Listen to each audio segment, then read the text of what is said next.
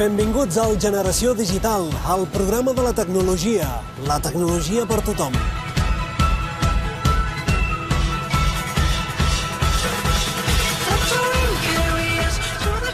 Ens agrada provar els dispositius que acaben de sortir i poder-vos explicar com funcionen i per què serveixen. Però també ens agrada entendre què suposen els avenços que estan transformant aquest món on vivim. Sovint per bé, però de tant en tant també amb conseqüències no tan positives.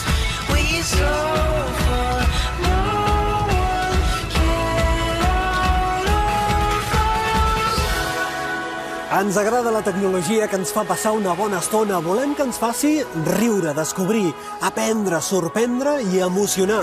I ho volem compartir amb vosaltres cada setmana.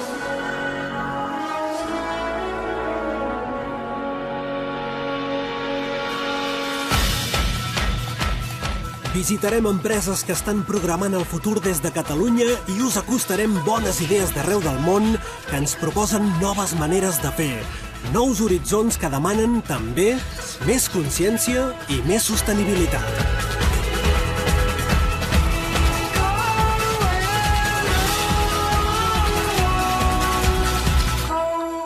Benvinguts al programa de la tecnologia aplicada.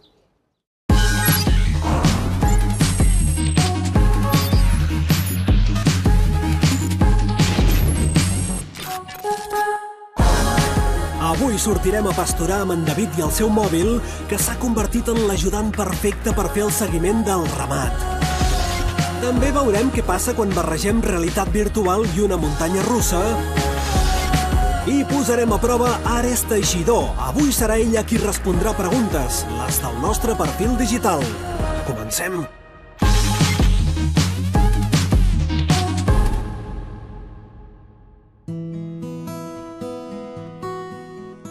Hem decidit començar el programa ben allunyats de l'univers digital, o aparentment això és el que sembla.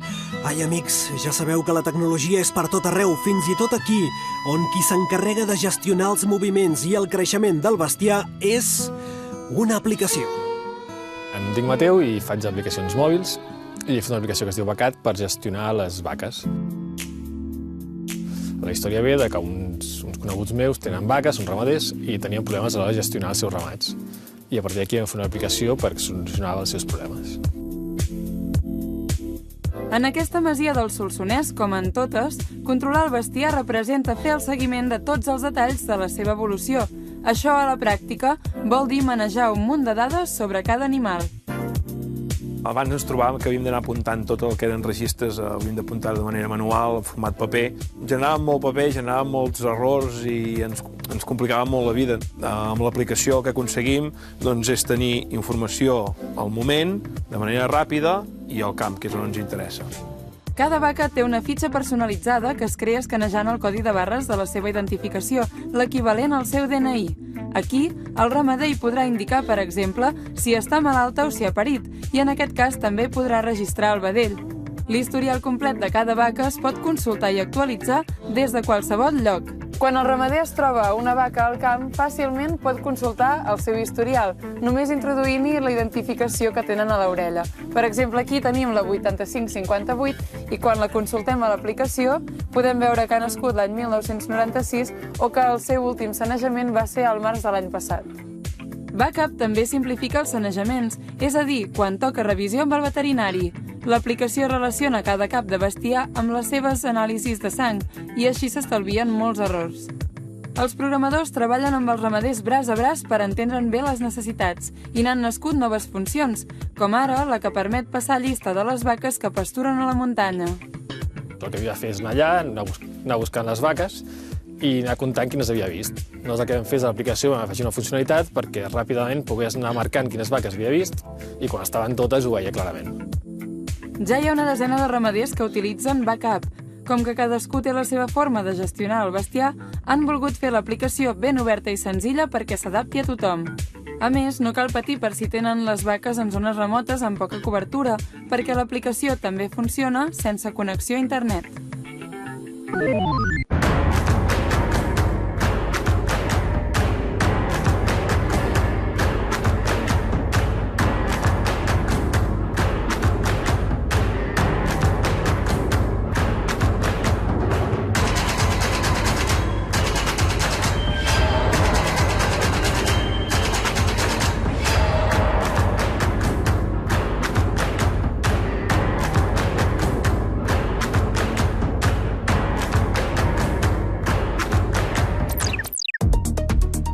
L'arrencada de l'any tecnològic la marca el CES de Las Vegas, la principal fira de l'electrònica de consum, que aquest 2017 ha arribat a la 50a edició. Aquí s'hi presenten tots aquells productes que anirem veient al llarg de l'any. Les teles ja són un clàssic. LG ha sorprès amb aquesta finíssima pantalla, tan prima com una targeta de crèdit, fa menys de 3 mil·límetres de gruix. L'aposta de Sony és un televisor en 4K que incorpora un innovador sistema que permet que el so surti a través de la vibració de la pantalla. També ha provocat moltes mirades aquest portàtil. És un nou concepte d'ordinador que permet endur-se amunt i avall ni més ni menys que 3 pantalles. Darrere de la principal se'n despleguen 2 més. Els vehicles ja s'han fet un espai propi al CES. Aquest any ha sorprès aquesta estranya bicicleta sense pedals, completament elèctrica i plegable. Permet carregar el mòbil mentre ens movem o fer servir la bateria per connectar-hi el que necessitem i muntar-nos una oficina allà on vulguem. Els reis de la fira, però, són els cotxes. Chrysler ha presentat un monovolum elèctric que permet viatjar sense deixar d'estar connectat en cap moment. Ens reconeix quan hi entrem i ens ofereix la nostra música i les nostres destinacions habituals. I ja se sap, quan hi ha tanta tecnologia a punta i vols fer demostracions, de vegades les coses no acaben de funcionar. Ho van experimentar en directe els creadors de Faraday, un nou cotxe elèctric que se suposava que s'havia de moure sol, però en plena presentació a Las Vegas va decidir deixar els presentadors en ridícul. Just press the button and it will find its way to the garage. Whoa.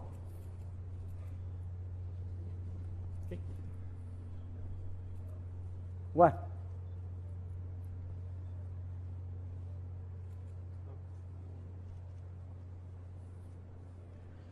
Ooh. Okay, it seems like it's a little bit lazy tonight.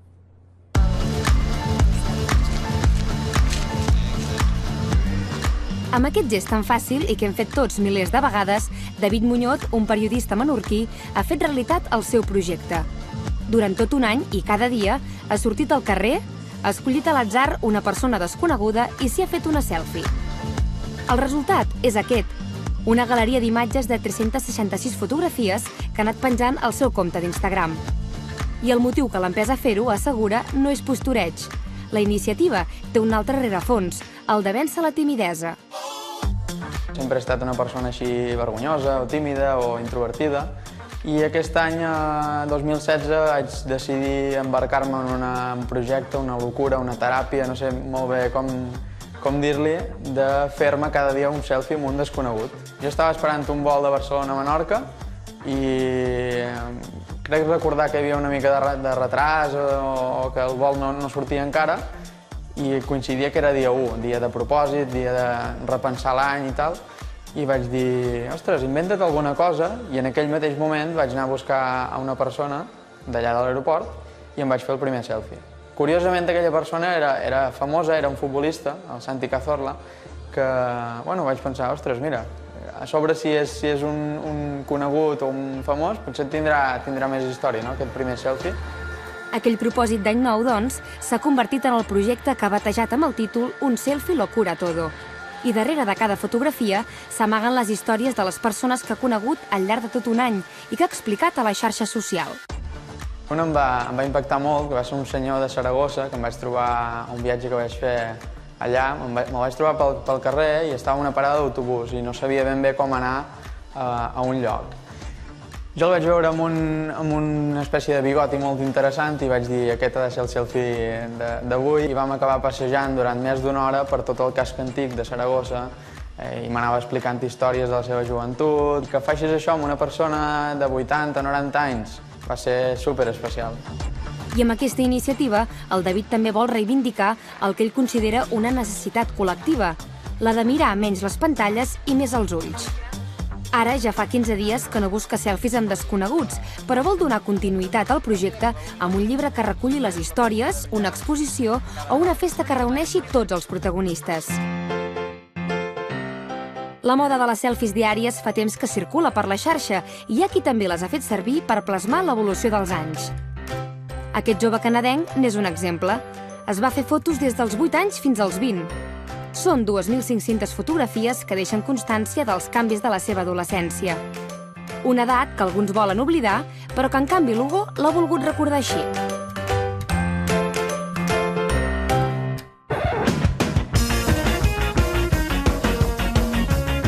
I per últim, un dels projectes d'aquest estil més memorables és el d'aquest alemany que durant un any va explicar el seu viatge a la Xina. 4.500 quilòmetres narrats amb més de 4.000 selfies. Veiem diversos llocs, gent diferent i els seus canvis de look. Un vertiginós viatge en el temps de 365 dies.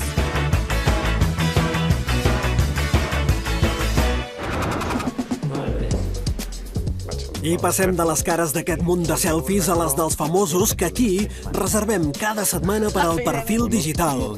El nostre particular test que vol descobrir com fan servir la tecnologia els personatges més coneguts. Doncs aquí teniu la primera víctima d'aquesta temporada, Ares Teixidor. I aquest és el seu mòbil. O vaja, més ben dit el que en queda. Què ha passat?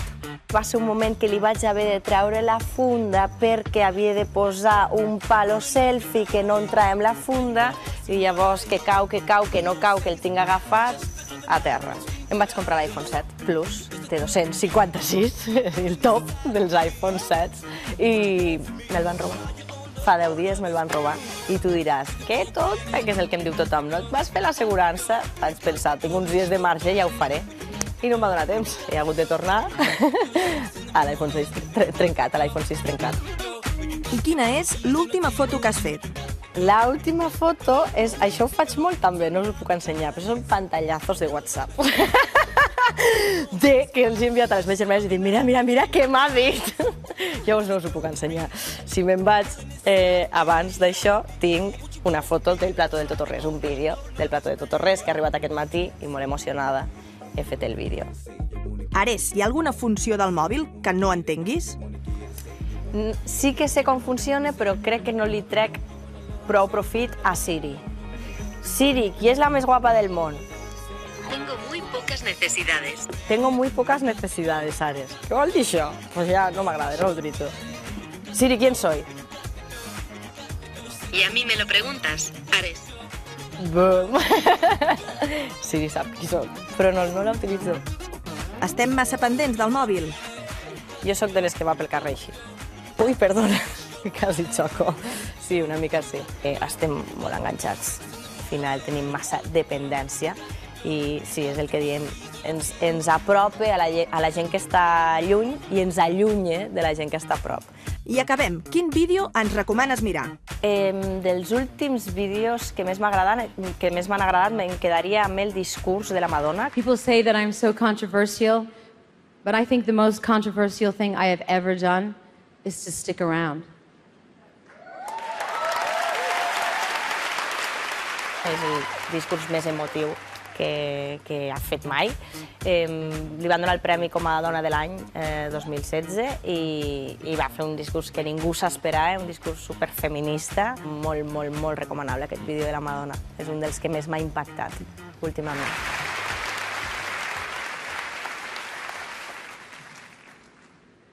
But to the doubters, the naysayers, to everyone who gave me hell and said I could not, that I would not, that I must not. Your resistance made me stronger, made me push harder, made me the fighter that I am today, made me the woman that I am today. So thank you.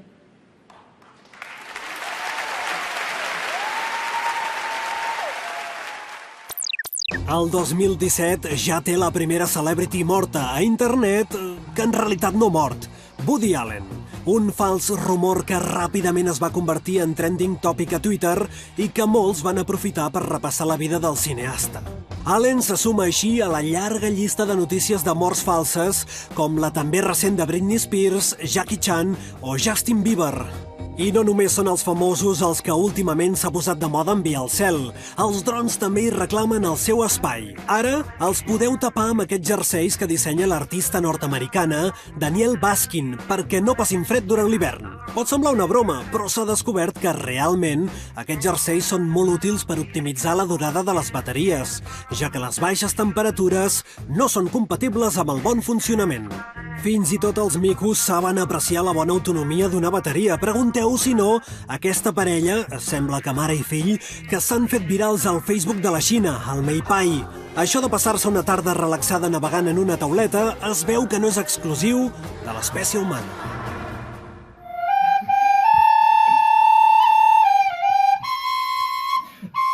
És possible que el vídeo que miraven amb tanta atenció els dos micos fos aquest.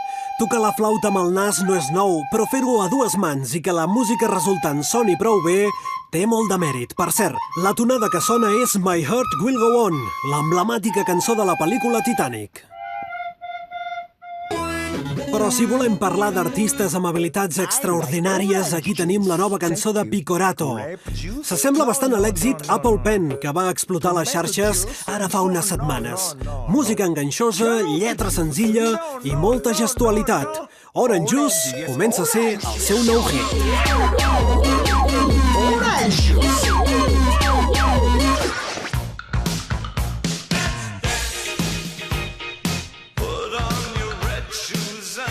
El 2016 ha estat un any especialment trist per al món de la cultura. Hem dit adeu a icones de la història de la música com David Bowie, Prince, Leonard Cohen i George Michael. Des de la nostra humil finestra tecnològica, avui també volem acomiadar alguns dels ginys que aquest 2016, per un motiu o altre, han desaparegut i que ara mateix ja descansen al cel dels microxips.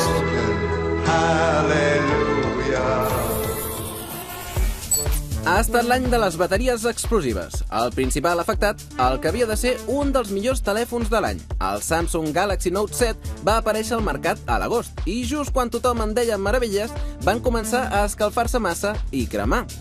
Van acabar retirant-los dues vegades, la segona ja de manera definitiva. Les mirades ja estan posades en el nou Galaxy Note 8, aquesta vegada amb bateries de l'empresa coreana LG. Una altra gran pèrdua d'aquest any ha estat la de l'aplicació Vine. La propietària, Twitter, ha tingut un any convuls i finalment ha decidit desfer-se de la plataforma que permetia pujar vídeos de fins a 6 segons, alguns de molt divertits. El temps de gravació es va ampliar a 140 segons, però no n'hi va haver prou per combatre la competència d'Instagram i Snapchat. El següent projecte de Vine serà Vine Camera, sense opcions socials. Els vídeos VHS ja en sonen molt antics, però fins fa res encara hi havia empreses que en feien negoci. L'última de fabricar videogravadores ha decidit abandonar-ne la producció aquest 2016. Ha estat l'últim alè d'una tecnologia totalment escombrada pel DVD i la reproducció en línia, i que els més melancòlics trobaran a faltar. Google també ha decidit acabar aquest any amb el projecte Ara. Cada persona és un univers i tots tenim una opinió diferent del que és el telèfon perfecte. La idea del projecte Ara era fabricar telèfons modulars que permetessin la personalització màxima dels mòbils, afegir-hi i treure'n parts al gust del consumidor i permetre que renovar el telèfon fos més simple, sostenible i barat. Aconseguir que el fet de renovar el mòbil sigui una acció més respectuosa amb el medi ambient sembla encara una fita llunyana. El vídeo en directe ha despuntat aquest 2016, però s'ha endut un dels seus pioners. Meerkat va ser el primer èxit massiu del vídeo en temps real. Fàcil de fer servir, permetia retransmetre vídeo en directe des del telèfon mòbil. Twitter va tallar-li les ales primer, en comprar Periscope, i l'èxit de Facebook Live el va acabar d'enfonsar. Els germans grans havien entrat en escena. La realitat virtual ha entrat també als parcs d'atraccions i ha canviat la manera de viure les emocions en una muntanya russa. De fet, als Estats Units, al Japó o a Alemanya, això que veieu ja està passant.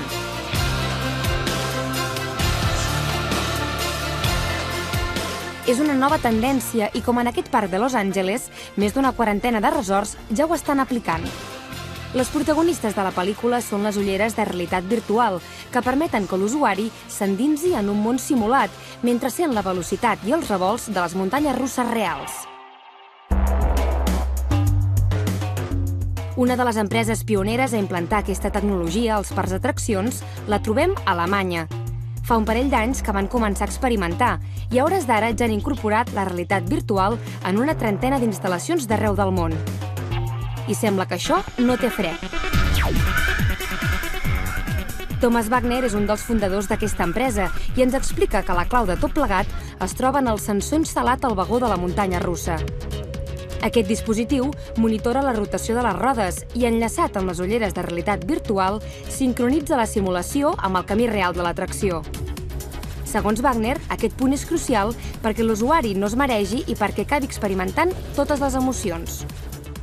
What they experience in there is something that hasn't been around before. You can actually sit on a flying dragon, ride a flying dragon without seeing any rails. We can do inversions, like turning around the car in virtual reality and putting the guests upside down, even though the rails do not put you upside down. We can accelerate much stronger. We can have much higher velocity, taller heights and bigger dimensions. Amb la realitat virtual és fàcil canviar el decorat, els personatges i la història, mantenint les mateixes instal·lacions. Per als parcs sembla que tots siguin avantatges, però i per a l'usuari? Un equip de la Universitat Oberta de Catalunya està estudiant quines conseqüències pot tenir aquest efecte multiplicador de les emocions que produeix la realitat virtual. El hecho que es virtual no quiere decir que no tiene consecuencias y que no genera emociones muy fuertes. Entonces, por un lado está bien, pero por otro lado puede ser traumatizante. Es un poco como en la vida real. Si tienes miedo de altura, no vas a subir a una rueda de fortuna muy alta porque ya sabes que no lo vas a superar.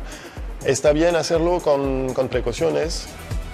En qualsevol cas, la realitat virtual és un terreny encara per explotar i el món de les atraccions en pot sortir molt beneficiat. De fet, l'empresa alemanya ens ha confirmat que més aviat del que ens pensem ho veurem als parcs d'atraccions de casa nostra, però no ens ha volgut donar més pistes.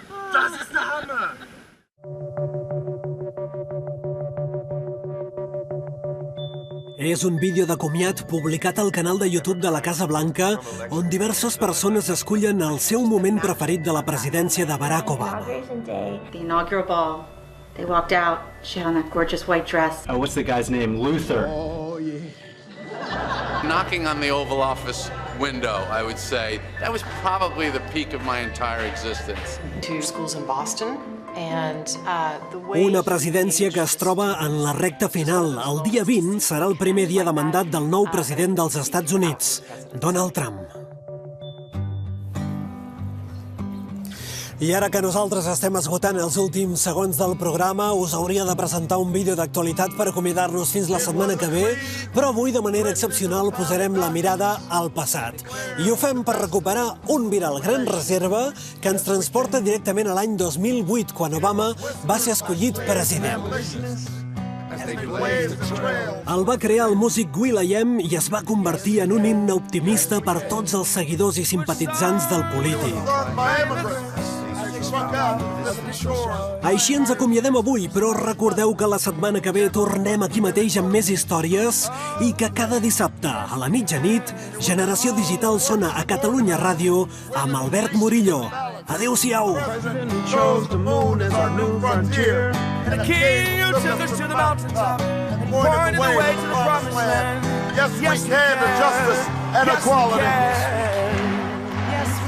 Yes, we can.